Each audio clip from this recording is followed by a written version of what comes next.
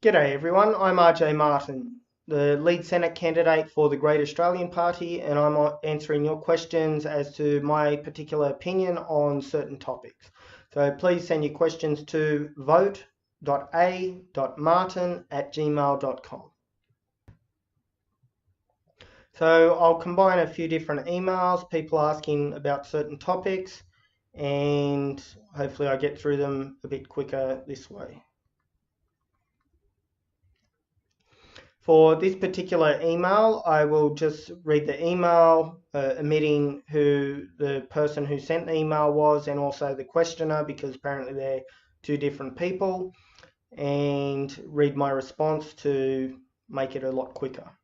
So, dear candidate, currently I am an undecided voter and would like to ask you the following questions. I am asking you to advise me on how you will vote, not on how your party policy is. How will you vote? 1. Will you vote for or against voluntary euthanasia? 2. Will you vote in favour of or against abortion on demand, including up to full-term abortion? 3. Will you vote to support the rights of freedom of speech in regard to religious views and a right to freedom from persecution in relation to religion, should be religious affiliation and the expression of religious views? 4. Who will you direct your preferences to in this coming federal election?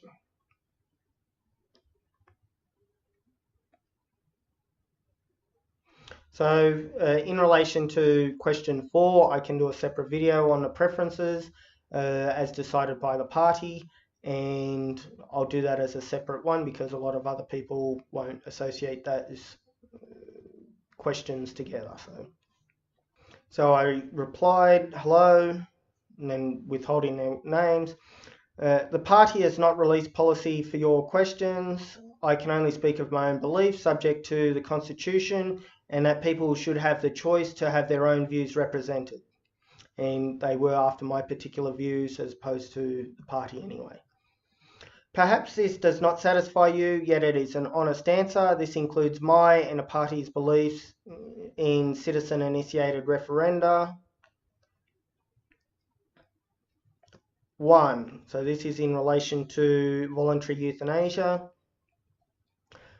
This is a difficult question. Suicide is not illegal, nor should it be. It can, in medieval times apparently, if you suicided, they used to stick you on a stake in the middle of a crossroad, and that was a punishment because people were viewed as a property of the monarch, and that suicide is basically like the wasting of a resource, just for some context. So back to the email. It can be very messy though and harmful to those who witness the aftermath.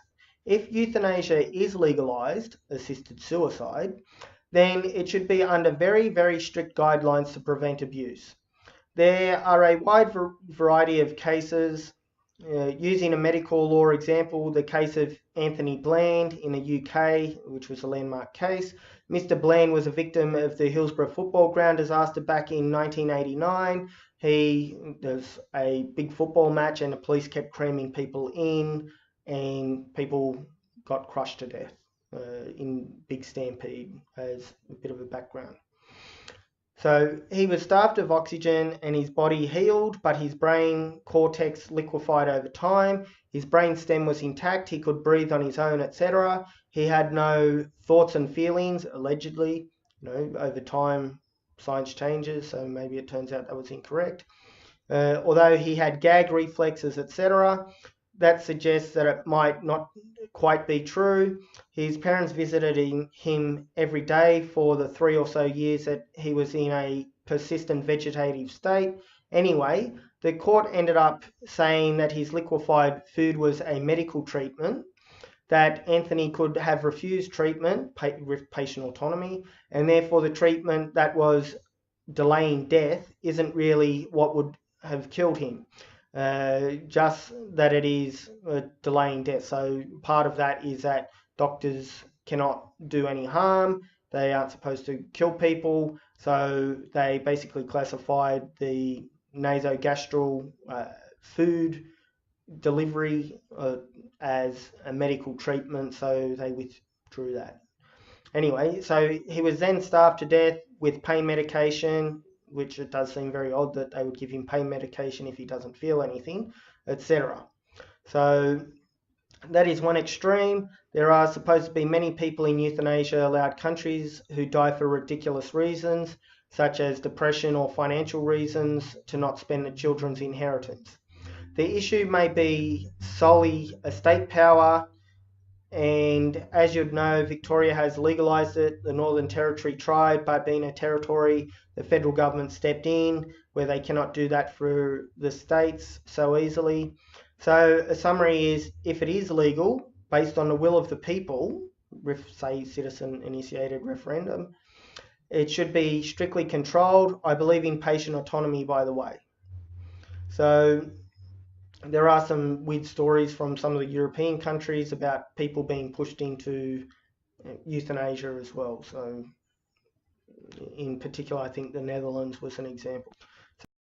So summary for euthanasia is, I believe in patient autonomy. People should be able to own, or they do own and control their body, but we just need some protections in place in order to prevent abuse of that.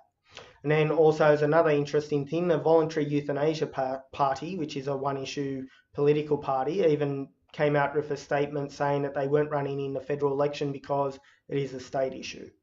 So it's just a separate thing. So now question 2, which is about abortion on demand, including full-time or full-term abortion. So in Queensland, we have full-term abortion, which means even if the little kid's toe's still in the mother, the child can be killed, which I'm against that, putting it nicely. And sure, they have supposedly strict procedures in place to prevent abuse, such as 2 doctors being needed to be consulted and agree that the baby or that the life of the mother's in danger mentally or in any other way, because medical treatment must be therapeutic. So they just widen the definition of therapeutic medicine to allow for that. So basically, if you don't consider the mother's feelings, that she may feel sad or get depression or something like that for having a child, even though she could just adopt the child out, then that's how they justify doing abortions for non-medical, like non-other medical reasons, such as, if the mother's bleeding to death or something like that, they need to whip the baby out quickly, which I think I might even say about in this email reply. That's a lot different than, hey, I don't want this baby anymore, I can't party or something like that. So back to my reply in the email. I personally am against abortion. It can be excused if, say, it is an accident that is the actual abortion, not the making of the baby. In that, say, the mother is bleeding to death and the premature baby is removed quickly to stop bleeding but happens to die, that kind of thing. All medical treatment lawfully is supposed to be therapeutic, yet it is abused in saying the mother might be sad if she doesn't have one, therefore it is therapeutic. There are 100,000 Australians aborted per year. Then we're told we need more people. Let's import more because, we've got an aging population, blah, blah, blah. And then we get them from countries that have massive birth rates too, to make up for the shortfall. That's ridiculous. So whatever happened to adopting out unwanted children, it is not a life-destroying thing anymore for unwed mothers to have children nowadays. So, back in the 1950s, you might have had Betty going away for a year and then she comes back with a little brother or sister. That's not really a brother or sister, it's really their child. Or the church kidnapping children.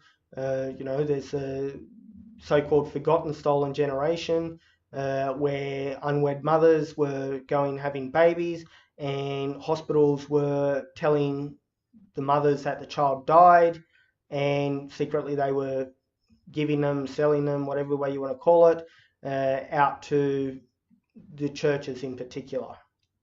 So, that's terrible, but society has changed where, there's not a stigma with unwed mothers having children anymore. not like it used to be at least, and there's less reason for having abortions in that case. So question 3 was about freedom of speech in regard to religious views and the right to freedom from persecution in relation to religious affiliation and expression of religious views.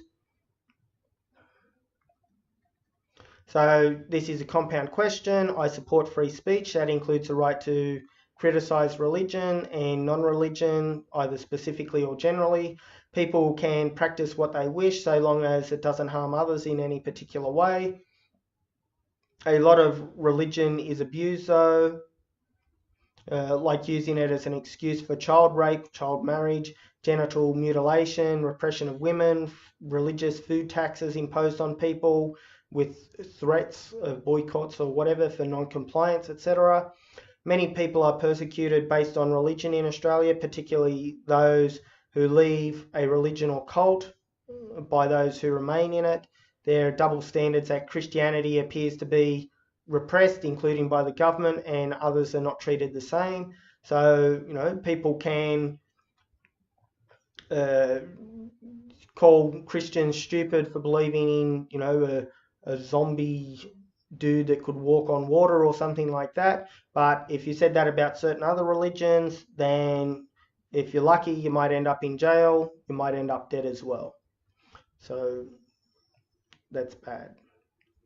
And in relation to who I'm directing my preferences to in the coming federal election, I'll just answer that quickly here, but like I said, I'll make another video. So how to vote cards should be banned on election day, like they are in ACT. We should also have the ACT, Australian Capital Territories, Robson rotation. So instead of having a ballot or a lotto for the order to appear on a ballot paper by the candidate, so the first person's name's drawn and they're on the top of every single ballot paper, that we shouldn't have that. It should rotate through each of the candidates so they've got an equal amount approximately of being first, last, in the middle somewhere, etc. I'm not in control of preferences, but I will be voting for me first, then independents and minor parties of a similar policy. Since then, the party has come out with their how to vote cards, which again is only a suggestion. People sometimes think you must follow, this party's card or this individual's card in order to vote for them validly, but that's not really the case. It's just a suggestion. And I also asked the person for their answers to their own questions, which they didn't provide. And I'll quickly go through some other emails if they're related. I think there are quite a few about freedom of religion.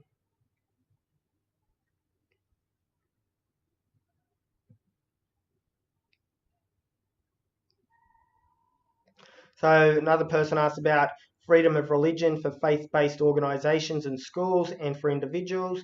I believe in freedom of religion. And that includes, atheism, which really is another religion. They've got their own priests and, holy books, if you want to look at it that way. You could call it scientism if you want. But, people should be able to believe what they like so long as it doesn't negatively harm other people.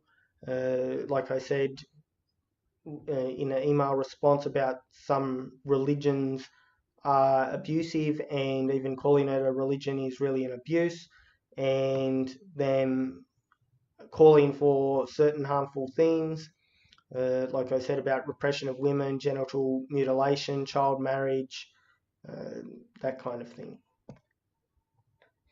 But freedom of religion is protected, arguably somewhat, under section 116 of the Constitution. I think I've done a video already, or I'm about to redo perhaps, a video about section 116, including about the religious tests don't mean what people would think they mean.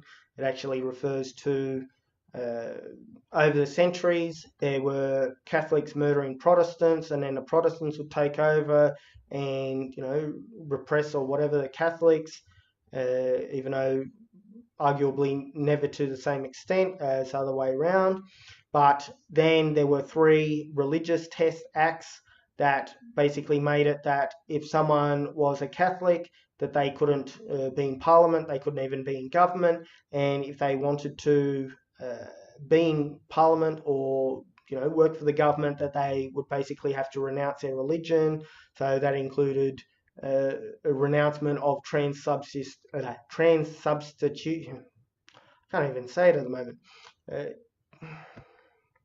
It's terrible. Transubstitution. Try that.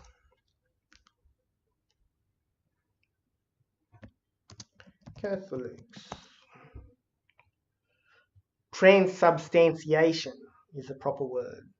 So transubstantiation is where you have the priest or whatever pray over some little crackers and some wine, and that magically becomes Jesus' blood and the bread his flesh. So they had to renounce that, among other things. They also had to renounce the Pope being the boss, blah, blah, blah. So it was really converting Catholics into Protestants, and that's what is really referred to in the second part of section 116 of the Constitution. And also importantly, even with High Court cases, that section does not actually apply to states. So states can actually impose a religion, but the Commonwealth government can't, or prohibit the free exercise of religion.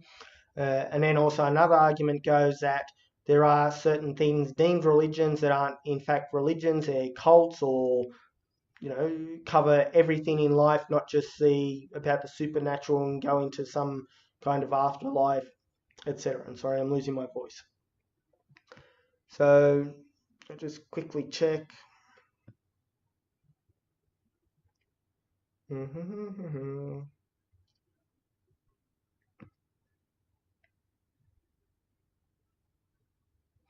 And then also saying about freedom of religion for faith-based organisations and schools, etc., as well as individuals.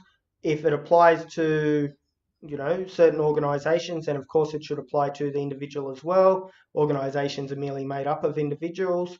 And there was also an email from a school principal of a Christian school, non-denomination one, which I'll just quickly try and find. And basically they sent an email, which I can't find in all these tabs at the moment, but their email claimed that the media lied about certain employment practices, and also about children being kicked out of the school for not complying with their religion or something like that. Obviously, if you have religious schools, and those schools should be able to say that the teachers have to be of that particular faith, and that the students also should be of that particular faith.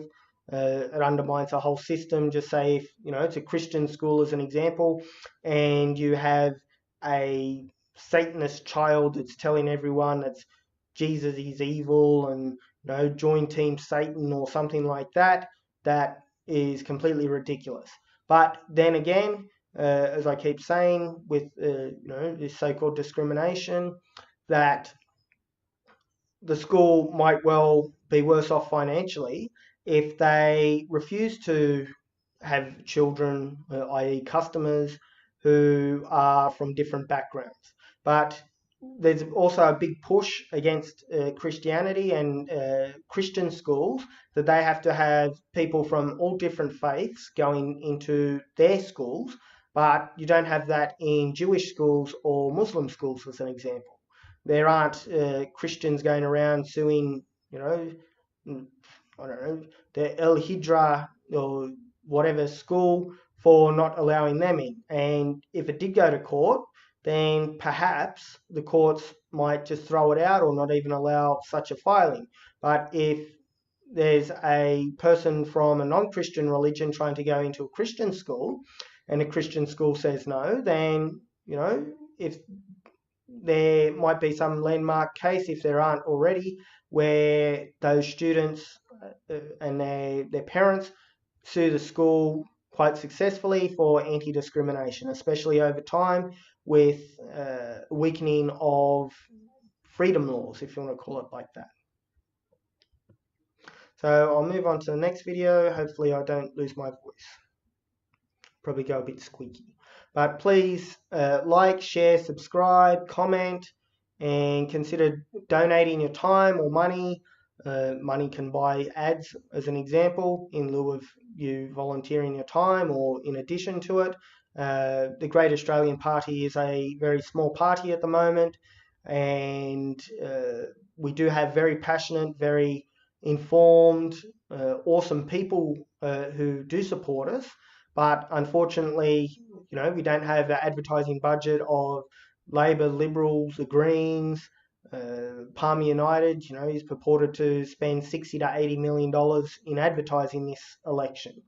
So it'd be helpful if we could, you know, get some electronic ads before people and, you know, inform them about our existence, because the problem is for smaller parties, even though, you know, we're a great party, we're all in favour of the Constitution and restoring constitutional government, lawful government to Australia, but, you know, problem is just getting a name out there so that people know we exist so they can vote for us. So thank you in consideration of that and for watching my video, and have a lovely day. Thank you.